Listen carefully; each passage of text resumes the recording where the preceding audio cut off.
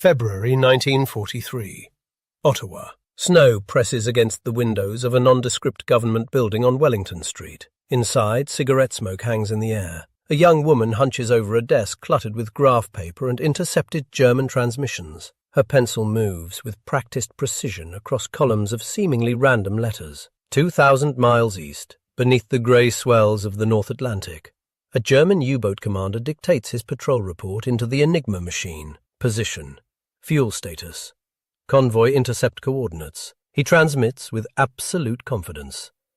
Berlin has guaranteed the cipher is unbreakable. Within hours, his exact words will sit decoded on a desk in the Canadian capital. The young cryptanalyst finishes her work. She stamps the document classified, passes it to her supervisor, and reaches for the next intercept. No celebration, no recognition, just the next message. For 30 years, her contribution would remain one of the war's most guarded secrets. The enemy never suspected. The public never knew. Most of the people doing this work would never speak about it for the rest of their lives. This is the story of how Canadian codebreakers helped turn the tide of the Atlantic War, without ever firing a shot. By the winter of 1942, the Battle of the Atlantic had become a grinding war of attrition, and the Allies were losing. German U-boats prowled the convoy routes between North America and Britain in devastating wolf packs. Admiral Karl Dönitz had perfected a lethal strategy: intercept Allied convoy schedules, concentrate multiple submarines along their predicted paths, and strike at night when surface escorts were least effective. This mattered because the Atlantic was Britain's lifeline. The numbers told a grim story. In 1942 alone, U-boats sent over 1,160 Allied merchant ships to the bottom, each one carrying food, fuel, or weapons Britain could not replace. Everything the island nation needed to survive crossed those waters. German torpedoes were bleeding that lifeline dry. Winston Churchill later admitted the U-boat threat was the only thing that truly frightened him during the war. At the heart of German naval success lay the Enigma machine. This electromechanical cipher device scrambled communications into what appeared to be random letter sequences. German cryptographers calculated it would take longer than the age of the universe to crack by brute force. The German Navy trusted it absolutely. This was the danger the Allies faced in 1942. U-boat commanders transmitted patrol reports, attack orders, and convoy sightings freely. They radioed position updates multiple times daily. Every transmission carried operational intelligence of immense value. If only the Allies could read it. Britain's codebreakers at Bletchley Park had achieved remarkable breakthroughs against German Army and Air Force Enigma traffic. But naval Enigma was different. The Kriegsmarine used more complex procedures and changed settings more frequently. In February 1942, they introduced a devastating upgrade: the 4-rotor Shark cipher for Atlantic U-boats. Overnight, the intelligence stream went dark. Allied codebreakers called it the blackout. Convoys sailed blind, while wolf packs gathered unseen. Bletchley Park was overwhelmed. The British had the expertise but lacked the manpower to process the staggering volume of intercepted traffic. Canada answered.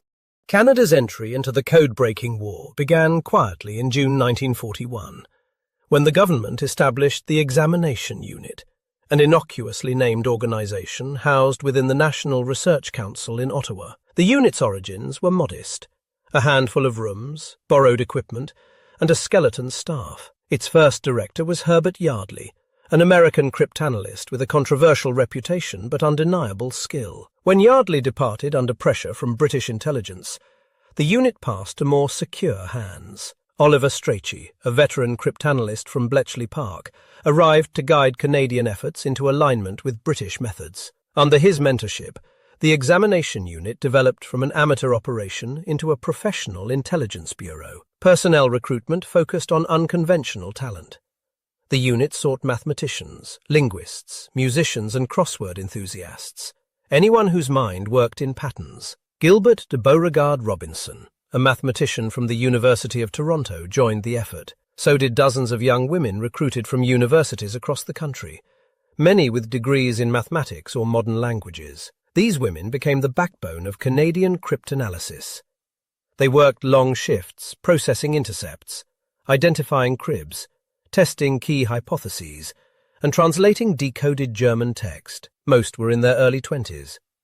Many had never heard of Enigma before walking through the door. Few would ever receive public credit for what they accomplished. By 1943, the examination unit employed over 300 personnel. Intercept stations across Canada, at Rockcliffe, Grand Prairie and other locations, captured German radio traffic from the North Atlantic. Raw intercepts flowed to Ottawa, where cryptanalysts attacked them with pencil, paper and tabulating machines borrowed from census operations. Canada did not work alone. The examination unit maintained close coordination with Bletchley Park, receiving daily intelligence summaries and technical guidance. Canadian Codebreakers also liaised with the U.S. Navy's OP-20G Signals Intelligence Division in Washington. The division of labor was practical. Bletchley Park retained primary responsibility for breaking the highest-level naval ciphers. Canadian units focused on processing decrypted traffic, analyzing patterns, and targeting secondary cipher systems, including German weather codes that provided invaluable cribs for attacking the main Enigma traffic. Across the Atlantic, the Royal Canadian Navy's Operational Intelligence Centre synthesized decoded intelligence with direction-finding bearings, patrol reports, and submarine sighting data. Canada's role was not to break Enigma single-handedly. It was to make the Allied system work at scale. Breaking Enigma required understanding why the machines seemed invincible. The naval Enigma contained interchangeable rotors, each wired internally to substitute letters in different patterns. A plug board swapped additional letter pairs. A reflector sent the signal back through the rotors a second time. The four-rotor variant, introduced for U-boat communications, added another layer of protection. Each day, German operators reset their machines according to monthly codebooks. Rotor order, ring settings, and plugboard connections all changed. Even identical plaintext encrypted on consecutive days produced completely different ciphertext. This mattered operationally because speed was everything. A convoy's position changed by the hour. Intelligence decrypted too late was intelligence wasted. Canadian cryptanalysts attacked through cribs, guessed fragments of plaintext that might appear in messages. Weather reports followed predictable formats. Patrol acknowledgements used standard phrases. If analysts correctly guessed a portion of the original text, they could work backward to deduce machine settings and unlock an entire day's traffic. Bletchley Park's bomb machines automated portions of this process. Canada lacked bombs, but contributed skilled analysts who processed decrypted traffic, identified patterns, and fed intelligence back into the system. Inside the examination unit, the atmosphere balanced intense pressure with numbing routine. Intercepts arrived in bundles from radio stations across the country. Clerks logged each message, noted its frequency and time of transmission, and routed it to the appropriate section. German naval traffic went to one team, Vichy French communications to another, Japanese diplomatic ciphers to a third. Cryptanalysts worked in shifts around the clock. A single day's delay in breaking a cipher might cost lives at sea. Decoded messages required translation. Many analysts read German fluently, then summarization into intelligence reports. These reports traveled through secure channels to naval headquarters, where staff officers integrated them into operational planning. The entire workflow remained invisible to the outside world. Families knew only that their daughters worked for the government. For the young women who staffed the examination unit, wartime cryptanalysis meant sacrifice without recognition. They signed the Official Secrets Act on their first day. Violation meant imprisonment. Most honored that oath for decades, even with parents, siblings, and spouses. A husband might never know his wife had helped win the Battle of the Atlantic. The work carried emotional weight. Analysts understood that lives depended on their accuracy. A mistranslated coordinate could send a convoy into danger. A missed message might allow a wolf pack to assemble undetected. Yet camaraderie developed in the shared secrecy. These women knew they were doing something important, even if the world never learned what. For many it was the most meaningful work of their lives.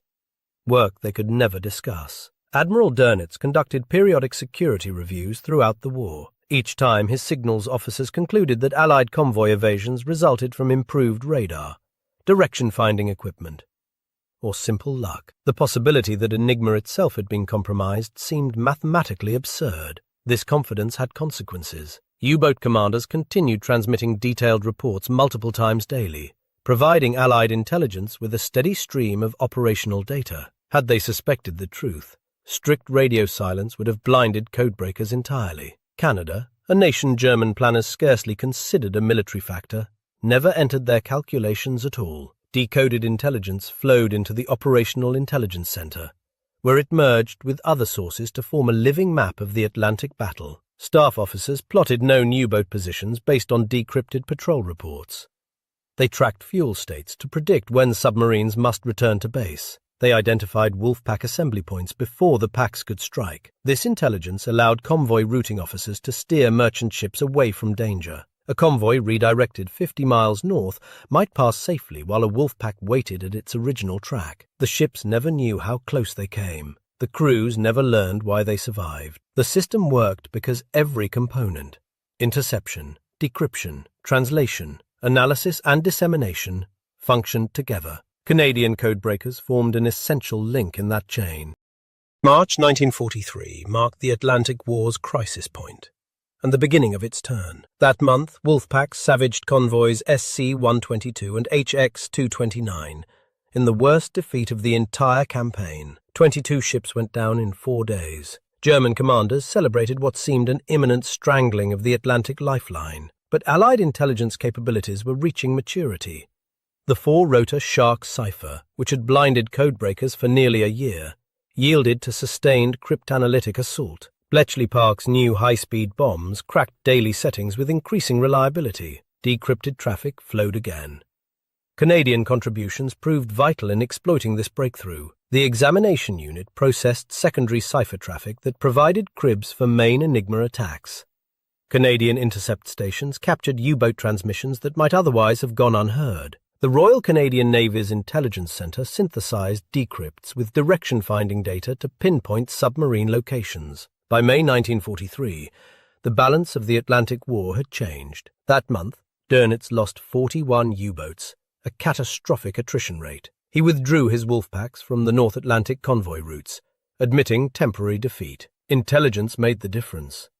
Convoys routed around known submarine concentrations arrived intact. Hunter-killer groups moved toward U-boats whose positions were known from decrypted traffic. Aircraft appeared over submarines whose commanders believed themselves undetected. In the second half of 1943, Allied shipping losses dropped dramatically while U-boat casualties soared. Convoy after convoy reached Britain safely. Supplies accumulated. The invasion build-up for Normandy proceeded on schedule. Canadian codebreakers processed hundreds of decrypted messages monthly throughout this critical period. Each message represented a fragment of enemy intention, woven into the larger intelligence picture. No single decrypt won battles. The cumulative effect won campaigns. Yet this triumph remained invisible. Operational security demanded absolute silence about signals intelligence sources. Convoy commanders received routing instructions without explanation. Escort captains attacked submarines without knowing how headquarters knew where to send them. The secret held because it had to. Every life saved by intelligence would be paid back tenfold if Germany discovered the breach. German U-boat command grew increasingly frustrated, but never suspected the truth. Dönitz attributed his losses to Allied radar improvements and escort carrier deployments. His signals officers continued to certify Enigma secure. Transmissions continued unabated. The quiet Canadians in Ottawa kept reading every word. Through 1944, Canadian signals intelligence reached its fullest effectiveness. By this stage of the war, intelligence had become as decisive as firepower. The examination unit had grown into a disciplined operation employing nearly 400 personnel. Intercept stations stretched from the Atlantic coast to the prairies, capturing Axis communications across multiple frequencies. Analysts in Ottawa worked 3 shifts daily, processing traffic that fed directly into Allied operational planning. As D-Day approached, signals intelligence helped reduce uncertainty at sea at a moment when even small errors could have cost thousands of lives. Every scrap of information about German naval dispositions in the English Channel mattered. U-boat movements near invasion beaches posed a direct threat to landing forces. Canadian intercepts and analysis contributed to the broader intelligence effort that informed Allied commanders of enemy responses during those critical June days. This did not eliminate risk, but it reduced surprise. And in amphibious warfare, surprise was survival. The Normandy landings succeeded in part because planners understood where German submarines were likely to operate, and routed invasion shipping accordingly. In the Atlantic, the U-boat threat never fully disappeared, but it had been broken as a strategic force. German submarines continued sailing, continued transmitting, and continued dying. By war's end, the Kriegsmarine had lost 783 U-boats and over 28,000 submariners. Allied intelligence contributed to a significant portion of those losses. Admiral Dönitz went to his grave believing Enigma had remained secure. Post-war interrogations of German naval officers revealed the depth of their conviction. Captured commanders attributed their defeat to Allied technological superiority. Centimetric radar, ahead-throwing weapons, escort carriers. Some suspected methods to track submarine diesel exhaust or detect periscope wakes from aircraft. None suspected cryptanalysis. That misunderstanding shaped everything that followed. German signals experts conducted their own post-war analysis. Their conclusion? Enigma had performed as designed. Any security breaches must have resulted from human error or captured codebooks, not systematic code-breaking. The mathematical impossibility of breaking Enigma remained, in their minds, mathematical fact. This German certainty validated the discipline Allied codebreakers had maintained. The secrecy held. The deception endured. Thousands of sailors reached port because quiet analysts in Ottawa, Bletchley Park and Washington had done their work without recognition. May 1945 brought victory in Europe. In Ottawa, the examination unit wound down its German operations. Files were boxed. Equipment was secured. Personnel dispersed to civilian careers, carrying knowledge they could not share. For them, the war ended without a conclusion. There were no medals for code-breaking, no parades, no headlines celebrating the cipher war. The young women who had spent years over intercept sheets returned to ordinary lives. Teachers, mothers, librarians. Their service followed a different path, one that did not end in public ceremony. One of the most consequential intelligence successes Canada would ever achieve vanished into classified archives, locked away from public knowledge for another 3 decades.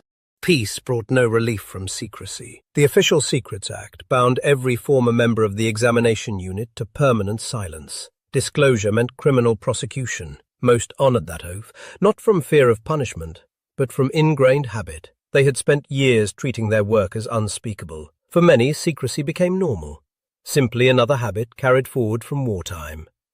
Cold War realities reinforced the classification. Soviet signals intelligence posed new threats. Western code-breaking methods developed against Germany retained value against new adversaries. Revealing wartime techniques might compromise ongoing operations. The Canadian government quietly transformed wartime intelligence infrastructure into permanent institutions. The communications branch of the National Research Council evolved from the examination unit's remnants, eventually becoming the Communications Security Establishment. The work continued under new management against new enemies. Meanwhile, public histories of the Second World War told incomplete stories. Books celebrated the Royal Canadian Navy's convoy escorts. Films dramatized Atlantic battles between destroyers and submarines. Official histories acknowledged Canadian sacrifices at sea. None mentioned code-breaking. The examination unit did not appear in indexes. The people who had worked on German ciphers remained invisible. Veterans of conventional service shared war stories freely.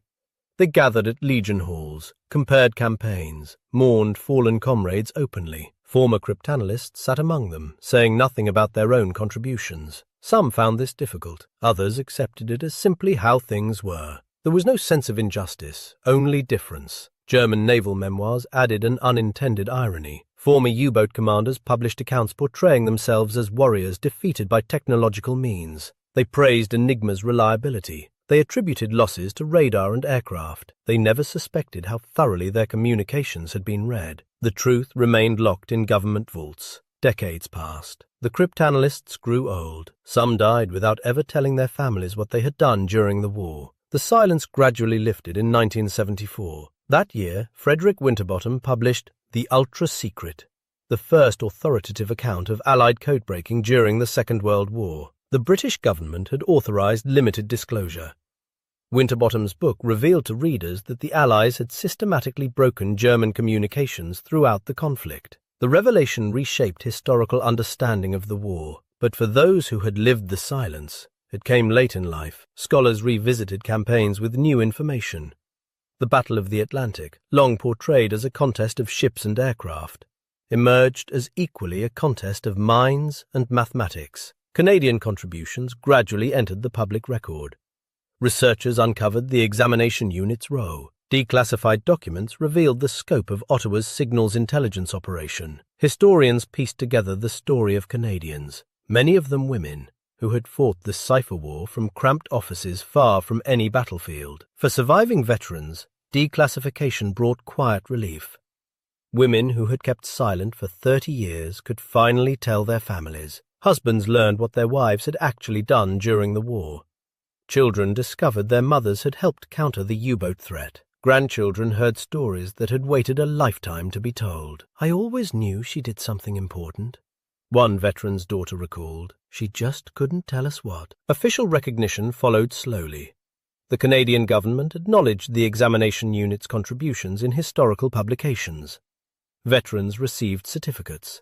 Researchers conducted oral history interviews, preserving first-hand accounts before time claimed the last witnesses. The Communications Security Establishment eventually opened portions of its historical archives. Exhibits at the Canadian War Museum incorporated code-breaking narratives. Academic studies examined Canada's place in the Allied Intelligence Alliance, yet recognition remained modest compared to conventional military achievements. No major monuments honor Canadian codebreakers. No films dramatize their work. Their contribution is measured differently, in convoys that arrived safely, in sailors who came home, in losses that did not occur because someone in Ottawa solved the right puzzle at the right moment. Recognition arrived, but never fully closed the gap left by decades of silence. Recognition explained the past, it did not replace it. Today, only a handful of wartime cryptanalysts survive. Their generation passes into history. The documents remain. The record endures. Wars are won by more than soldiers. In the offices of wartime Ottawa, ordinary Canadians waged a campaign that saved lives without drawing blood.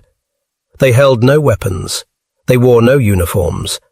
They faced no enemy fire. Yet their contribution to Allied victory was real and measurable. Information is power. Knowing where the enemy waits shapes wars as surely as weapons. The side that reads its opponent's communications holds an advantage courage alone cannot overcome. Canada's role in this hidden war reflected something familiar in the national character. Canadians have rarely sought glory. They do what needs doing, quietly and competently, without demanding recognition. The women and men of the examination unit embodied this completely. They accepted anonymity as the cost of service. They kept faith with secrecy when breaking silence might have brought them credit. Their legacy extends beyond the Second World War. Signals intelligence remains central to national defense. The quiet work of information continues, carried out by successors who operate in similar conditions. Perhaps the most honest tribute to the wartime cryptanalysts lies in a simple fact. Convoys reached Britain. Supplies flowed. The invasion launched. Germany fell. Somewhere in the Atlantic's depths, the rusting hulls of U-boats remain. Silent markers of a war partly won by Canadians who never left their desks. Their names are mostly forgotten now. Their work is not. If this story of Canadian codebreakers stayed with you, please take a moment to like this video. It helps Canadian Legacy continue sharing the lesser-known chapters of Canada's Second World War history, the intelligence work, the quiet service, and the contributions that went unrecognized for decades. Subscribe to Canadian Legacy to stay connected with these histories. Governments made decisions. Armies moved across maps. But in Ottawa, it was ordinary Canadians, many of them women, who carried part of the war's weight in pencil marks and cipher sheets. Their work deserves to be remembered. We'd like to hear from you. Leave a comment telling us where you're watching from. Our viewers reach from Newfoundland to New Zealand, Canadians honouring family service, and viewers worldwide who value careful history. If your family has a connection to Canada's wartime intelligence efforts, a name, a story passed down, consider sharing it in the comments. Watching, remembering, and sharing these stories helps preserve them. Thank you for watching. Thank you for remembering.